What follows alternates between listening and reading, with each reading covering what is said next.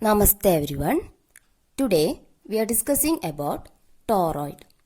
Last class we have discussed about solenoid.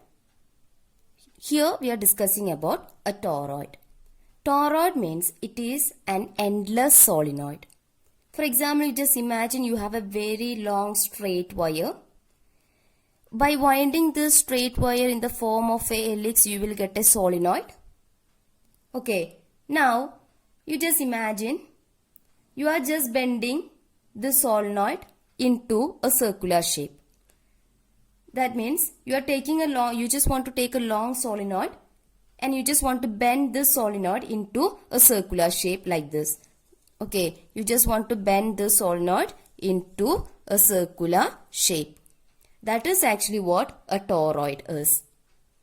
So toroid means it is an endless solenoid. You just want to take a long solenoid and bend it into a circular shape. Or we can say that it is the toroid is actually a solenoid which we have bent into a circular shape. Or you can just take a hollow circular ring. Okay, a hollow circular ring. Then you can take a large number of turns of wire. Then you just want to wind it on or over this circular ring. So you will get a toroid like this. Okay, we can define the toroid as, or we can make a toroid like this too, that it is actually a hollow circular ring here on which a large number of turns of wire are closely wound. Okay, now if I am connecting these two ends of the wire to a battery. For example, if I am connecting this to the positive terminal of the battery and this end to the negative terminal of the battery, then some current I flows through this toroid, and as a result of that there will be some magnetic field produced here inside the toroid. By using right hand rule, we will get the direction of that magnetic field inside the toroid. Okay. Now we are considering a point P somewhere here in this open space inside the toroid. And we want to find out the magnetic field due to this toroid at this point P. Because this toroid consists of so many number of turns of wire, and the two ends of that wire has been connected to a current source or a voltage source here, so that some current flows through each turn of this toroid, each turn of the wire. Okay, as a result of that there will be some magnetic field produced. So we want to calculate the magnetic field at this point P, which is in this open space inside the toroid. Okay, inside the toroid means not here, it is in the open space somewhere here. Okay, now to calculate, first of all we are just assuming that the whole system of this toroid is actually kept in vacuum or free space. Now to find the magnetic field at this point P due to this toroid, we want to consider an Amperian loop. Then only we can make use of that Ampere circuital law. So I am considering an Amperian loop here which encloses this point P. Okay, so I have considered one Amperian loop here which enclosed this point P. Next I am going to apply Ampere circuital law to this Amperian loop which is drawn with the dotted lines. Now what does this Ampere circuital law says? Closed line integral vector B dot vector dl is equal to mu 0 permeability of free space of vacuum into current enclosed. Okay, this can be written as what? Closed integral B into, I am taking the magnetic field due to this toroid at this point P as B1. Okay, so this magnitude of this magnetic field can be written as B1 into dl into cos of angle between them, cos theta, equal to mu 0 into current enclosed, I enclosed. Alright, Now, if there is a magnetic field at this point P, we don't know whether there is a magnetic field at this point P or not. If there is a magnetic field at this point P produced by this current carrying toroid, okay, then if I am considering a small elemental length of this loop dl, a small elemental length of this loop dl, okay, both this dl and the magnetic field produced here by using right hand rule, you will get the direction. Both will be along the same direction. Okay, both that small element dl and the magnetic field produced here, if there is a magnetic field produced, then both will be along the same direction. So theta will be equal to 0. What about cos 0? Cos 0 is 1. Okay, so we can write this expression as b1 into closed integral dl equal to mu 0 into current enclosed, I enclosed. Okay, next I am considering this loop has a radius. I am taking it as small letter r1. Okay, this Amperian loop has a radius which is small letter r suffix 1. Then what about closed integral dl? Closed integral dl means its circumference, no? So we can write this as b1 into closed line integral dl means its circumference of this Amperian loop. That is 2 pi r1, where r1 is the radius of this Amperian loop, is equal to mu 0 into current I enclosed. Okay. So we got this expression like this, b1 into 2 pi r1 equal to mu 0 into I enclosed. Now you see, what about the current enclosed by this Amperian loop? Current is actually flowing through this part of the toroid, no? Okay, is there any current enclosed by, or does this loop enclose any current? No, because current is flowing through this part of that toroid. Okay, there is no current enclosed by this Amperian loop. So current enclosed is actually what? 0. So you will get it as b1 into 2 pi r1 equal to 0. This 2 pi r1 cannot be 0, no? So what will be 0? b1 equal to 0. Okay, that means what? The magnetic field due to this toroid at this point P, which is actually in this open space, that will be equal to 0. So magnetic field at any point P, that point P can be somewhere here, that point P can be somewhere here. Okay, magnetic field at any point P in the open space inside the toroid, that is equal to 0. Next, I am considering a point Q which is outside the toroid, and I want to calculate the magnetic field at this point Q. Okay, I am considering the magnetic field at the strength of that magnetic field as B2. Okay, then to find out the magnetic field at this point Q due to this toroid, I just want to consider an Amperian loop, okay, which encloses this point Q. Okay, this must be a symmetric one, okay. I am considering an Amperian loop which encloses this point Q. Then I am considering its radius as, from the center of this, I am taking its radius as, it can be of any radius. I am taking it as R2. Okay. Next, here you can see that again we are applying Ampere's circular law to find out the magnetic field at this point Q.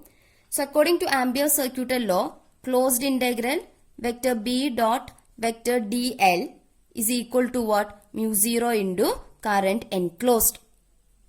Okay, so here the magnetic field strength is B2. Then we want to know about the current enclosed. So here you can see the current which is going into it is actually equal to the current coming out of it. Right here, current going into the plane of the paper or into the paper is actually equal to the current coming out of the paper.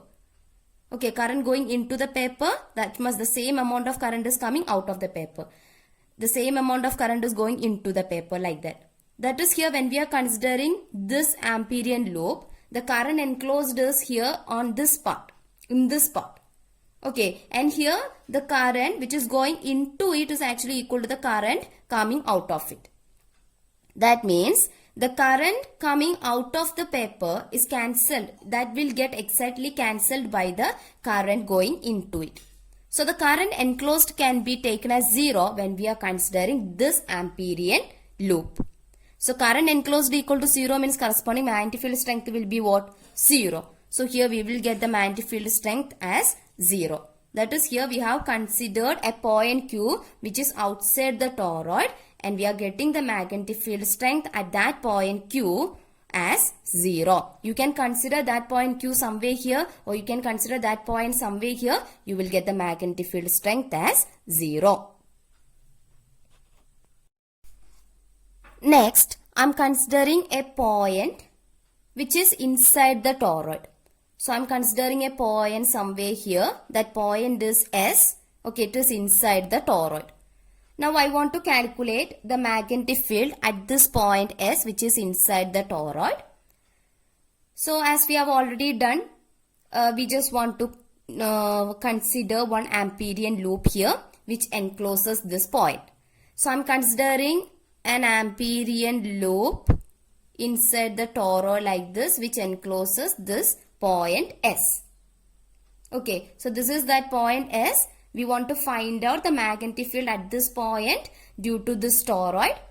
For that purpose, we want to consider an Amperian loop which encloses this point. So I have considered one Amperian loop which encloses this point S. Okay, now to get the magnetic field at this point S, we just want to apply Ampere's circuital law to this Amperian loop. So what about Ampere's circuital law? That is closed integral vector B dot vector dl is equal to mu 0 into I enclosed, current enclosed.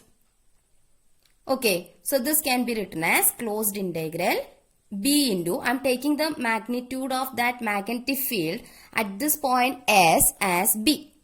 Okay, dl into, then cos of angle between them equal to mu 0 into current enclosed by that loop. Alright, now what about the angle between that magnetic field strength and dl? There is a current flowing through each turn of that wire.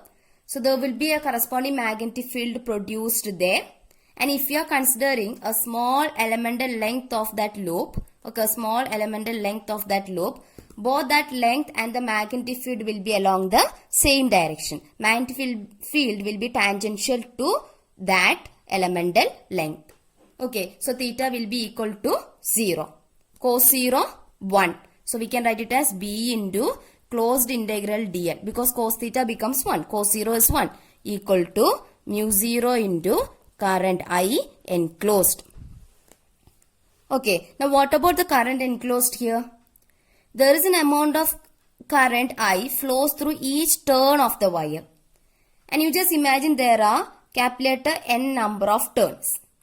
Then what about the current enclosed by that toroid, by that loop? N into I. Okay, each turn of that wire carries an amount of current capital I, and there are n number of turns of that wire. So the current enclosed will be equal to what? N into I. Okay, so we can write it as B into, what about closed integral dl? I am taking this Amperian loop has a radius small letter r. Okay, I am taking this Amperian loop has a radius small letter r. Then what about closed integral dl? That will be the circumference of this Amperian loop now. So we can write it as 2 pi r, because that is a circumference, equal to mu 0 into, what about current enclosed? N into I, where capital N is the total number of turns of that wire in this toroid. So we got that. We got this expression B into 2 pi r equal to mu 0 into N into I. Okay, then what about the magnitude or the strength of that magnetic field B at this point S, which is equal to, I am taking this 2 pi r to the other side. So that comes to the denominator. So we can write it as mu 0 into N into I divided by 2 pi r. So this will be the strength of this will be the expression for the strength of the magnetic field at this point S. Okay, so outside the toroid we got the strength as 0, and in this open space we got the magnetic field strength as 0. But inside the toroid, this point can be somewhere here, this point can be somewhere here. Okay, inside the toroid there will be a magnetic field present there, and the strength of that magnetic field will be equal to mu 0 capital letter N, that is the total number of turns of that wire in that toroid, then I divided by 2 pi R. Now, in this expression, if I am taking this R as the average radius of the toroid, and if I am taking small letter n as number of turns per unit length, here that length will be actually the circumference of that Amperian loop. So, the circumference of that Amperian loop will be 2 pi R. So, n by 2 pi R. Okay, so we can write this expression for the magnitude of the magnetic field due to the toroid, where the point is inside the toroid. We can write this expression in terms of small letter n like this now. B equal to mu 0, capital letter N by 2 pi R can be replaced with a small letter n, then I. So what happens? This becomes what? This is actually the expression we have discussed earlier, no? This is the expression for the magnetic field due to a solenoid. Okay, so when we are considering this n by 2 pi R as small letter n, that is number of turns per unit length, here it is in the form of a circle. Okay, so that length becomes actually the circumference of that circle. So from this expression what? We will get the expression, or we will get the result of a solenoid. Alright, in an ideal toroid, actually the coils are circular. But in reality, the turns of the toroidal coil form a helix. And there is always a small magnetic field external to the toroid in that situation.